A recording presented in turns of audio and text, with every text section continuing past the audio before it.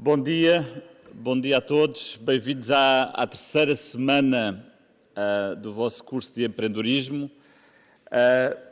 Esta semana temos dois conjuntos de Inspirational Talks.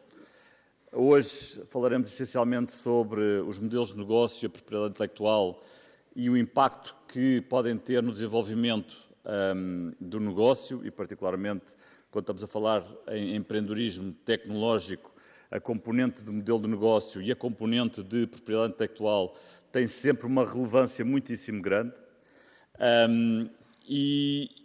Portanto, vocês, no âmbito do curso, durante esta semana, na aula prática, vão trabalhar as questões relacionadas com o mercado. Portanto, até as primeiras 2 semanas vocês estiveram a tentar consolidar aquilo que era o problema, aquilo que era a solução, aquilo que era a vossa ideia. A grande maioria de vós já tem isso estabilizado, alguns de vós ainda estão a tentar estabilizar, faz parte.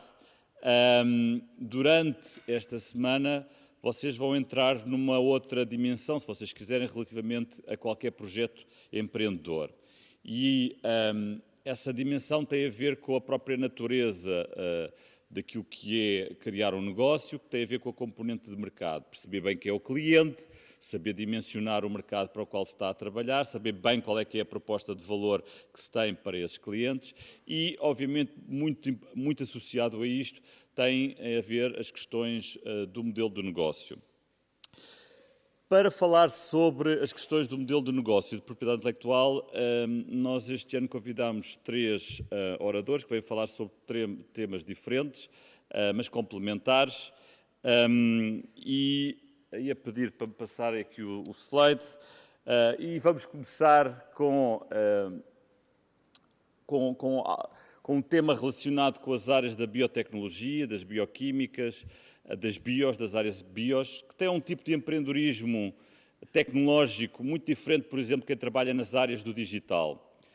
E teremos aqui o Orfeu Flores, da Stabvida. A Stabvida é uma das empresas de referência no ecossistema de empreendedorismo aqui da FCT Nova, do Nova Tech Ship. Portanto, é uma das empresas que está estabelecida há mais tempo, é uma das empresas que tem tido maior sucesso, uma empresa que está em crescimento, mas tem desafios muito próprios por ser de ter uma componente muito forte de propriedade intelectual e uma necessidade constante de evolução ao longo do tempo na sua própria abordagem ao modelo de negócio. E, portanto, teremos o Orfeu Flores a falar sobre isso e, obviamente, também fazer aqui uma ponte com a sua carreira longa de empreendedor e de criador de várias empresas. Depois teremos o Tiago Sampaio, da Jerónimo Martins, que vem falar sobre os desafios associados à criação de um novo conceito de loja de retalho, neste caso da marca Pingo Doce, mas que vem falar um pouco daquilo que foi feito na loja de Pingo Doce que está no campus da nova ESPE e que implicou uma alteração completamente diferente daquilo que é a realidade atual das lojas de retalho. E o Tiago Sampaio vem falar sobre os desafios inerentes à parte tecnológica, à parte da propriedade intelectual e, obviamente, perceber até que ponto é que este novo modelo pode ser replicável ou não para outras lojas no âmbito do grupo Jerónimo Martins. Para terminar esta sessão, teremos o José Carlos Maldonado, que vem da empresa, da startup brasileira Logi, já não é bem uma startup, já está numa fase de crescimento muito avançado, e que vai falar sobre um modelo de negócio que sustenta uma nova abordagem da logística, e particularmente da logística de last mile, e que tem revolucionado o transporte no Brasil e que está a chegar agora a Portugal. E eles vêm falar um pouco como é que eles criaram essa disrupção em termos de mercado no Brasil e, obviamente, mais uma vez, aqui a questão não só da tecnologia, mas também do modelo de negócio, que lhes permitiu crescer muitíssimo rápido e expandirem-se pelo Brasil todo e agora, obviamente, por outros países. E, portanto, no final, como sabem, teremos então a sessão de perguntas e respostas e, obviamente, os nossos convidados estão disponíveis para responder às vossas questões que considerarem pertinentes. Não atrasando mais, chamava o Orfeu Flores. Obrigado.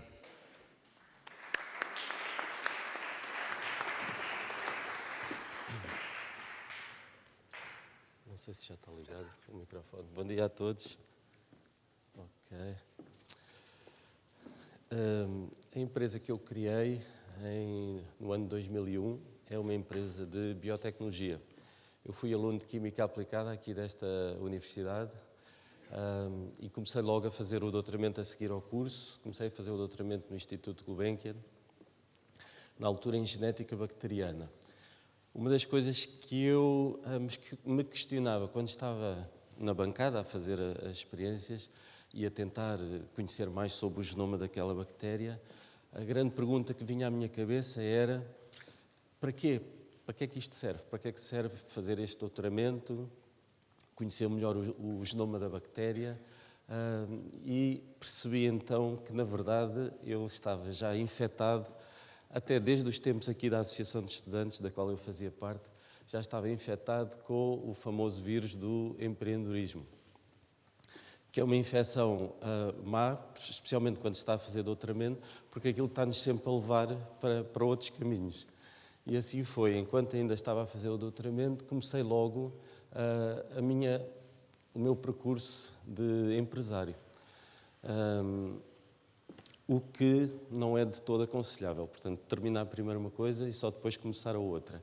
Se fizerem como eu fiz, que foi começar ao mesmo tempo, podem cair naquilo que me aconteceu a mim, que demorei demasiado tempo depois de terminar o doutoramento. Quando eu comecei, eu não tinha...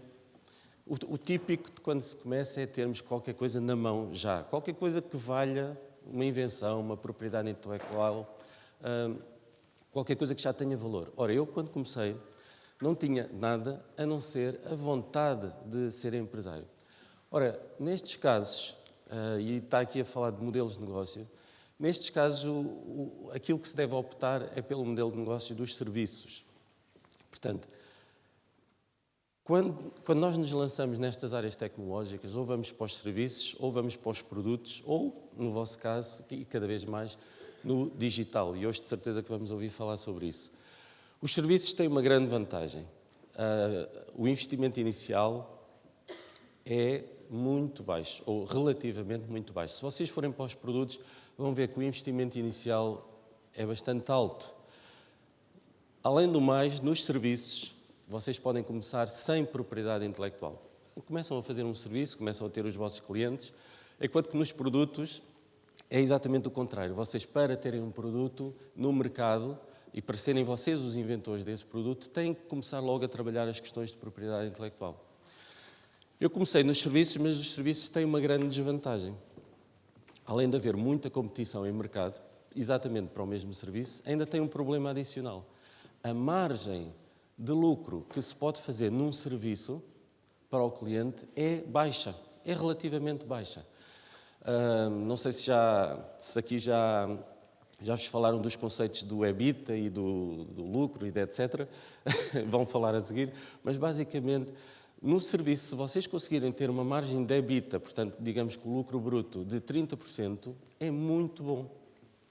Enquanto que num produto, pelo menos, segundo os manuais da gestão, pelo menos tem que conseguir vender o produto e colocá-lo no mercado com uma margem de 500% sobre o custo desse produto que vos custa a vocês. Portanto, vocês estão a ver a diferença. Ora bem, nós começámos nos serviços e, aliás, temos estado sempre a crescer nessa área dos serviços, com taxas de crescimento à volta dos 15% ao ano, 11%, 12%, 13%. No entanto, a minha grande intenção sempre foi, para além dos serviços dentro da empresa, acumular com produtos. E agora, eu tenho que vos dizer, eu sou da área das biotecnologias, portanto, o produto, no meu caso, terá sempre que ser das ciências da vida. A história que eu vos vou contar hoje é uma história que envolve muita propriedade intelectual, mas é uma história também muito minha, da maneira como eu fiz ou estou a fazer a transição de uma empresa de serviços para uma empresa de produtos. Não sem largar os serviços, mas acumulando com os produtos. Ora bem, esta história que eu vos vou contar, tem estes 4 protagonistas. Jennifer Doudna, uma famosa cientista da Universidade de Califórnia, Berkeley. Feng Zheng, um pós-doc no lado oposto dos Estados Unidos, do Broad Institute. Pura Vida Campers, não é tão famosa como eles dois, mas Pura Vida Campers foi uma empresa que eu comecei nos meus tempos livres de aluguer destas campervans para surfistas que aí andavam na costa portuguesa. E finalmente também vou incluir nesta história uma celebridade muito famosa que é o Justin Bieber, que está aqui a dizer que é seguido por 106 milhões de pessoas no Instagram. Penso que é o primeiro ou o segundo a celebridade assim. Ora bem, vamos recuar um bocadinho ao ano de 2012. Neste ano, esta cientista fez uma descoberta muito importante que acabou por gerar depois uma patente importante hoje nas ciências da vida e que vocês vão ver como ela vai impactar até no vosso dia-a-dia. Este lado aqui do slide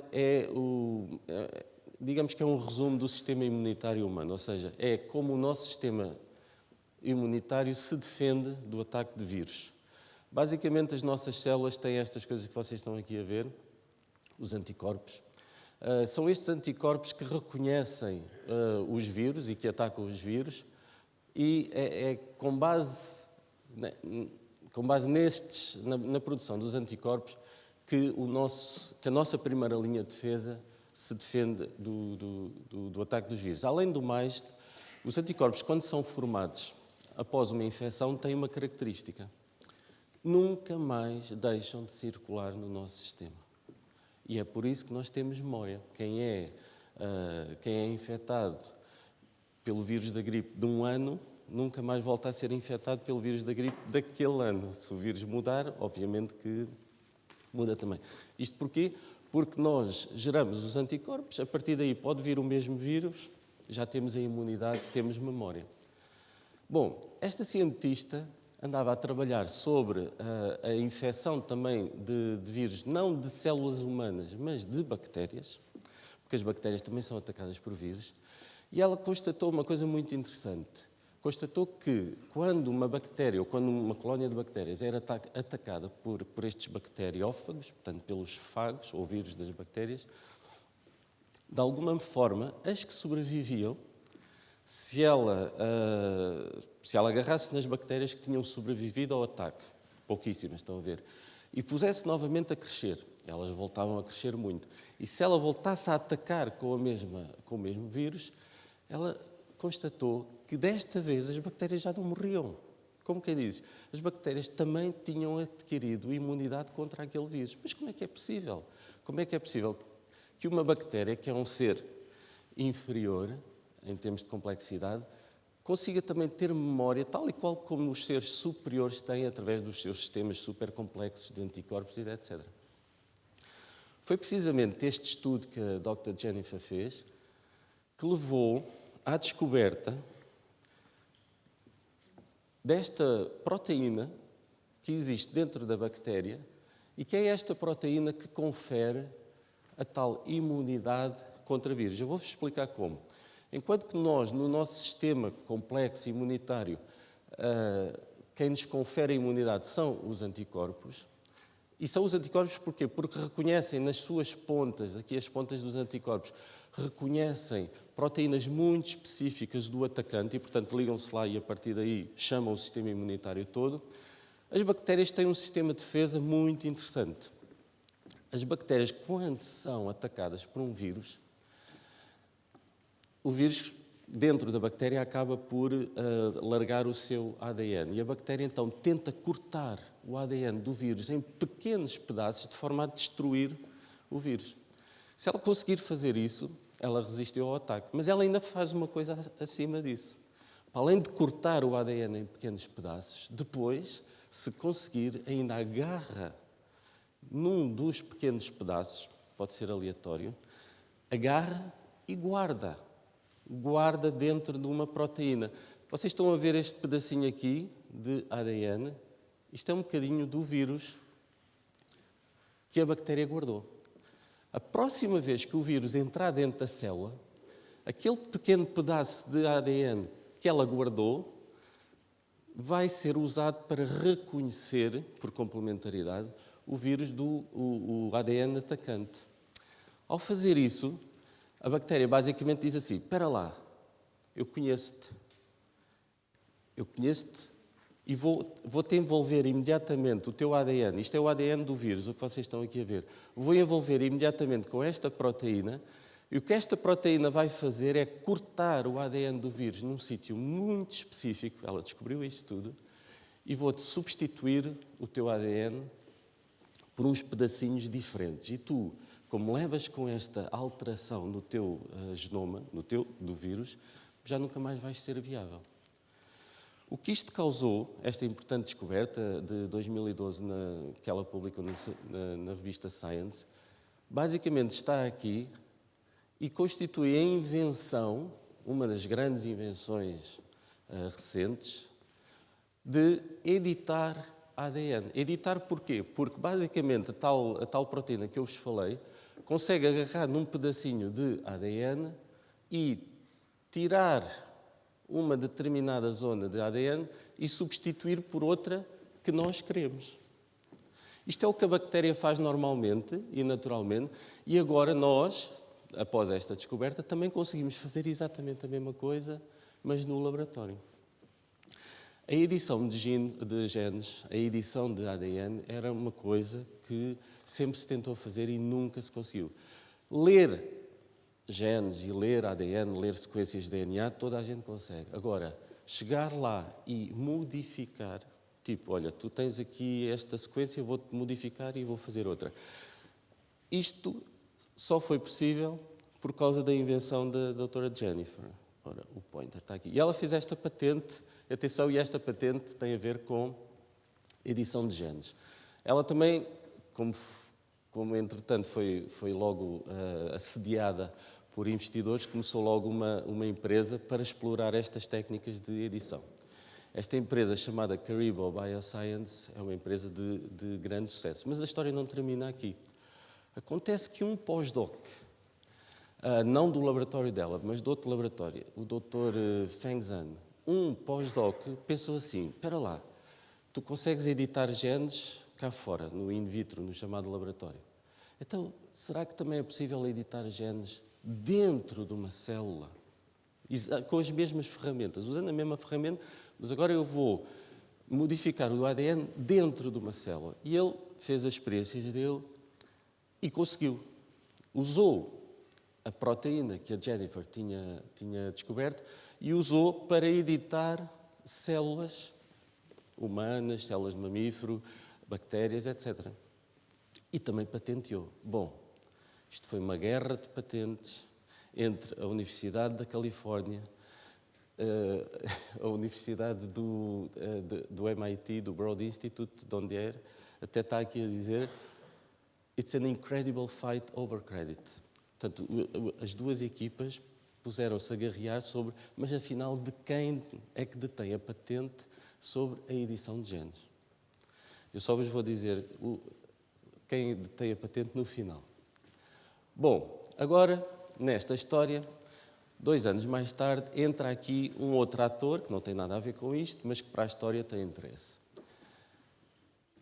Como eu vos disse, estava eu a alugar camper vans nos meus tempos livres a surfistas, quando um rapaz da Alemanha alugou-me uma carrinha para andar por aí, pela costa alentejana, etc., a surfar, e que é este rapaz que eu estou aqui, e acabei por perceber que este rapaz tinha largado emprego, tinha largado tudo na Alemanha, etc., tinha lá uma vida boa, um emprego bom, mas largou tudo para ser apenas e só um lone soul surfer, como nós chamamos, na costa portuguesa. E andava ele aqui, e eu conheci-o melhor, e perguntei-lhe e tal, mas porquê é que tu largaste tudo e etc. Bom, fiquei a saber que ele tinha uma doença, que largou tudo porque, entretanto, tinha sido diagnosticado com uma doença que é uma doença incapacitante, é uma doença chata, a doença de Lyme, que eu também não conhecia muito bem na altura. Bom, fiquei a saber que a doença de Lyme é provocada pela carraça.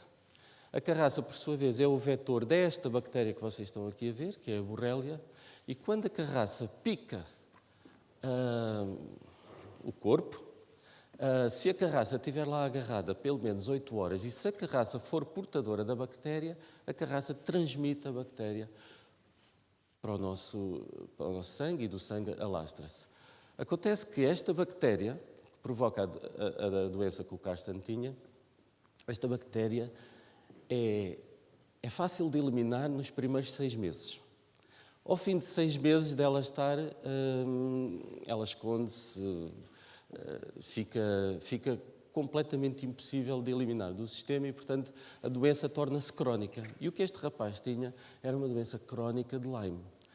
E ele tinha a doença crónica de Lyme porquê? Porque foi mal diagnosticado. Porque se ele tivesse sido bem diagnosticado, logo no início da doença, ele tinha sido tratado com antibióticos e tal. Como foi mal diagnosticado, ficou com a doença para o resto da vida e, portanto, disse assim, vou-me largar disto, do emprego, etc., porque cada vez que eu estou em stress os sintomas vêm todos ao de cima e vou-me dedicar a uma vida de surfista, olha, na costa portuguesa, porque lá pelo menos está-se bem, apanha-se sol, etc., e os sintomas já não aparecem.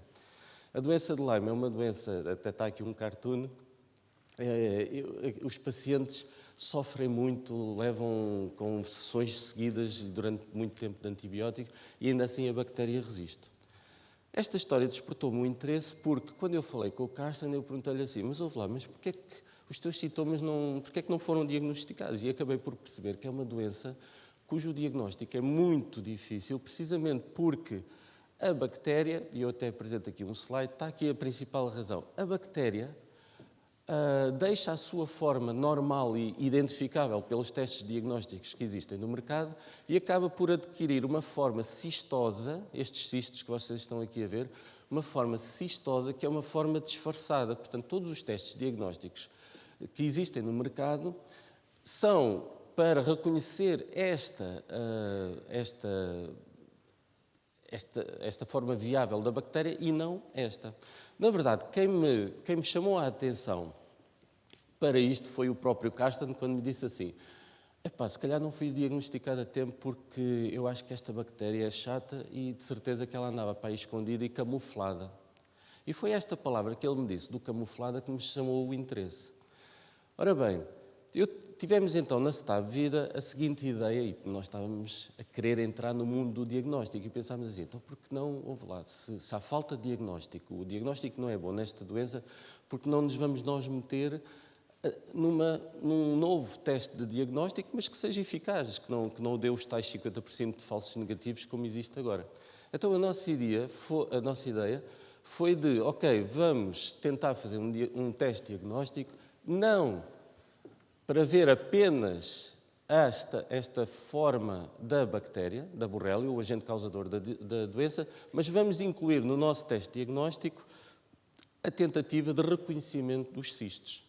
Bom, os testes de diagnóstico, eu vou aqui só fazer uma pequena introdução. Os testes de diagnóstico que nós chamamos os imunoensaios funcionam mais ou menos da seguinte forma. Nós, no nosso teste, na nossa plataforma, temos anticorpos que reconhecem proteínas específicas do agente causador, do patógeno, portanto, isto são anticorpos. Se no sangue ou na amostra do paciente existir o tal antigénio ou o tal... isto é uma parte da bactéria, se ele existir lá, ele é imediatamente reconhecido. Depois, aqui há um reagente com um bocadinho de cor, portanto, quando existe aquilo que nós chamamos um metabolito dentro do sangue, ele é reconhecido e imediatamente isto dá cor. Isto é um teste de diagnóstico normal. O que nós pensámos assim foi, bom, vamos agarrar nos testes de diagnóstico que já existem, só que vamos tentar direcioná-lo para cistos, para os tais cistos, aquilo que os testes não faziam na altura. Foi então que nós desenvolvemos, e há bocado até estava a conversar aqui com a Fernanda, nós desenvolvemos então um teste onde nós pusemos todos os antigénios que existem para a Borrelia, que já existem na literatura, só que acrescentámos no nosso teste, a forma cistosa da bactéria, que é esta forma aqui. Então como é que isto funciona? No nosso teste, picamos o dedo ao paciente, nesta gotinha de sangue vão existir anticorpos. Vamos supor que esta mão que aqui está é a mão de alguém que nunca foi infectado pela bactéria. Portanto, uma pessoa normal. Então, nesta gotinha de sangue, obviamente que vão existir anticorpos, Só que estes anticorpos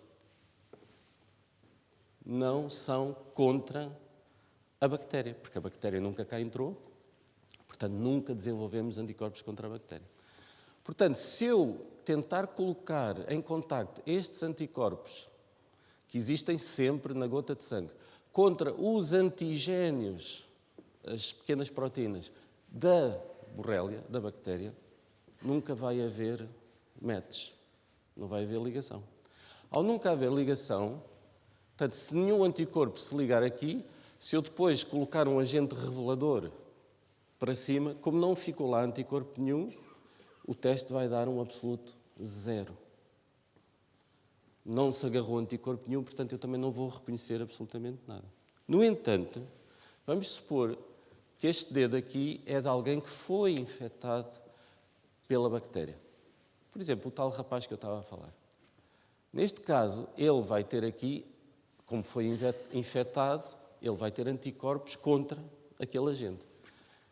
Então vamos supor que estes são os anticorpos daquele rapaz que eu vos falei há bocado. Alguns destes anticorpos, não todos, obviamente, mas alguns deles, vamos escolher este, por exemplo, este aqui. Este anticorpo é contra a bactéria. Então, se eu puser este anticorpo, os anticorpos todos dele, a gotinha de sangue, em contacto com um conjunto de antigénios da bactéria, então ele se calhar vai reconhecer, olha, tu liga-se aqui. Ao ligar-se aqui, se eu puser um agente revelador, vou ver lá uma pontinha de cor. Se eu vir lá uma pontinha de cor, vou dizer assim, ops, este tem anticorpos contra a bactéria, portanto é um positivo. E está feito o diagnóstico.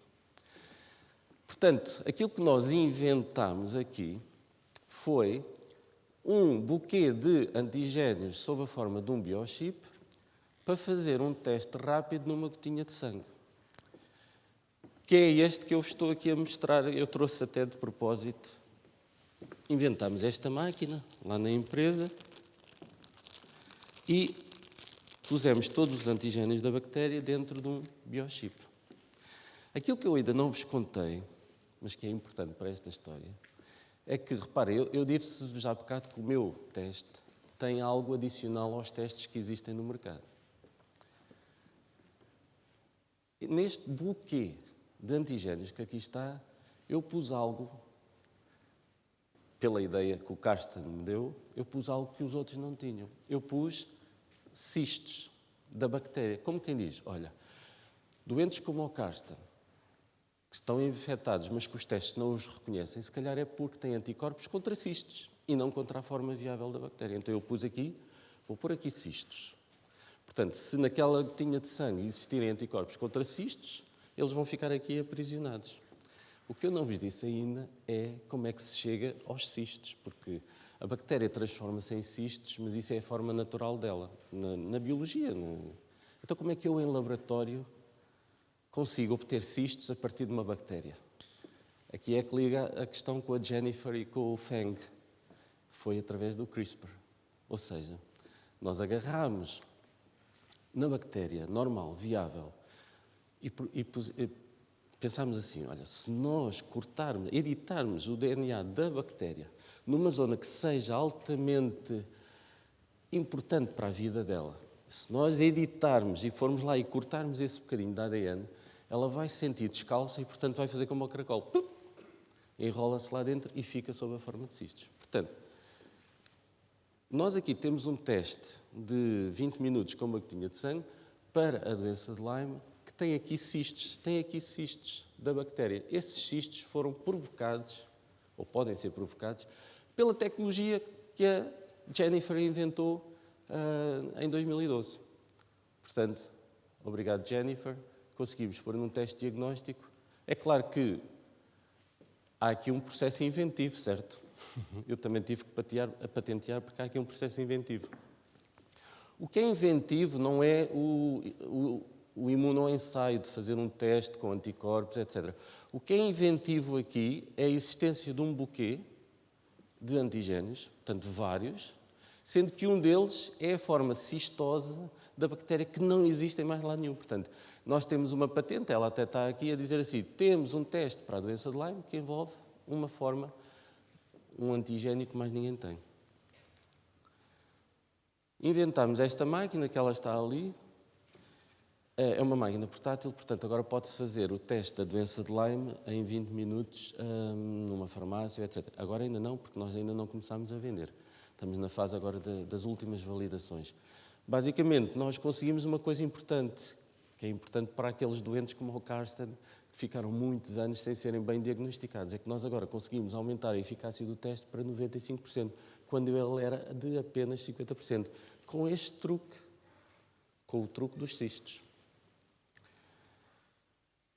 E, claro, que queremos fazer isto com uma gotinha de sangue apenas. Bom, onde é que entrou Justin Bieber nesta história, que era aquele quarto personagem que eu tinha ali? Por coincidência, no dia em que nós decidimos que já tínhamos o nosso Dr. Vida, o aparelho chama-se Dr. Vida, no dia em que nós decidimos, já tínhamos o Dr. Vida pronto para começar a fazer testes a pacientes reais, em ambiente controlado, portanto, ainda não é a vender, é aquilo que nós chamamos o beta-teste, portanto, nós conseguimos um acordo com vários laboratórios, um na Alemanha, outro nos Estados Unidos, e nesse acordo nós dissemos, olha, nós vamos aí agora, levamos a máquina, levamos os chips e vamos aos vossos pacientes fazer o teste a ver se ele resulta. No dia em que nós estávamos a sair para fazer a viagem, e não foi há muito tempo atrás, isto foi no dia 8 de janeiro, acho eu, o Justin Bieber, que tem 106 milhões de seguidores, coloca no Instagram dele a seguinte frase: While a lot of people keep saying Justin Bieber looks like shit on meth, etc., they fail to realize I've been recently diagnosed with Lyme disease. Ou seja, o Justin Bieber, tal e qual como aquele nosso amigo, tinha os sintomas, tinha a doença, mas nunca foi diagnosticado positivo. Ele esteve 2 anos para ser diagnosticado, até que finalmente chegaram ao diagnóstico dele de Lyme disease. Isto foi há dias, foi no dia 8 de janeiro. E eu pensei assim, Justin, bastava teres-me ligado que eu tinha-te feito um teste de 20 minutos neste biochip e naquela máquina e tinhas logo ficado a saber. Isto é uma brincadeira, muitos doentes de Lyme, acontece-lhes isto que aconteceu ao Justin e aqui.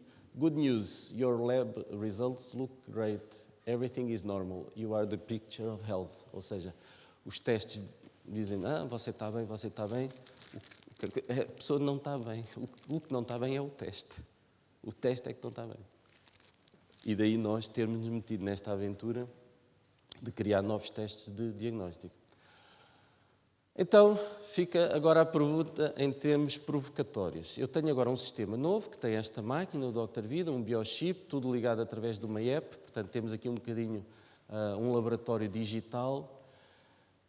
No entanto, eu tenho uma patente disto, mas eu não posso usar livremente, comercialmente, os cistos. Porquê? Porque se eu os obtiver através da tecnologia de CRISPR, eu vou ter que pagar a licença, porque a tecnologia de CRISPR está patenteada. Portanto, a pergunta é, a quem é que eu pago royalties da utilização, eventual de utilização do CRISPR para fazer este biochip? Pago à inventora, que com certeza vai ser prémio Nobel, não tarda nada, por causa de... Pronto, no fundo foi ela que descobriu esta coisa da edição do DNA. No entanto, ela fez tudo in vitro, não fez nada dentro das células, mas a minha tecnologia é dentro das células, ou pago ao FEN, com quem ela teve uma grande disputa de patentes, ou tenho que dizer qualquer coisa, Karsten, obrigado pela ideia, tenho que te dar aqui umas royalties do produto que estou a vender. Ou será que tenho que agradecer aqui ao Justin Bieber, porque desde que ele teve a doença, quando eu dizia antigamente que trabalhava na doença de Lyme, toda a gente, ok, tudo bem, ninguém sabia o que era a doença de Lyme. Só que agora toda a gente sabe. E o telefone está sempre a tocar. Olha, não eras tu que estavas a trabalhar na doença de Lyme? Estão a ver o que faz a diferença de um post no Instagram. Portanto, a pergunta para vocês, a quem é que eu pago as royalties se usar cistos provocados por CRISPR neste novo imunoensaio?